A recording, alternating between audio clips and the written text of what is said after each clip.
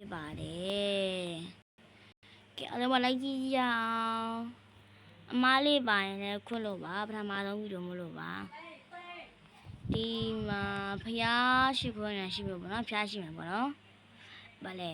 ဟိုအတန်လေးပါလေးပန်သွားတယ်ချောဒီပါလို့ဗါလေအိမ်မှာလောက်ရတာဆိုတော့နော်အတန်လေးပန်သွားတယ် sorry ပါဒီမှာဦးတို့ထမင်းနဲ့လက်ဖေးဆိုင်ရှိမယ်ဒီမှာအတာကောင်းကြီးရစေးပါကျောင်းလေးရှိမယ်နော်ဟောတနက်ကမှားထုတ်တာကျွန်တော်တမတိုက်တာမဟုတ်ပါဘူးဗျာကဲဒီမှာဒါလေးရှိမယ်ပေါ့နော်ဒီမှာဖျားရှိကွယ်ညာဒီမှာဟောလို့လေးဗျကဲဒီမှာမျိုးစုံရှိပါတယ်အင်္ဂလိပ်တွေကတော့ဒါကတော့တာကုန်းကြီးဖြစ်ပါတယ်ခမရ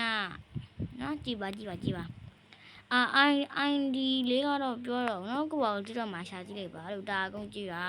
ဆိုပြီးတော့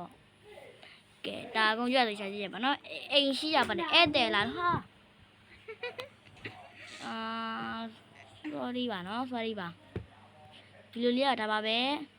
bye bye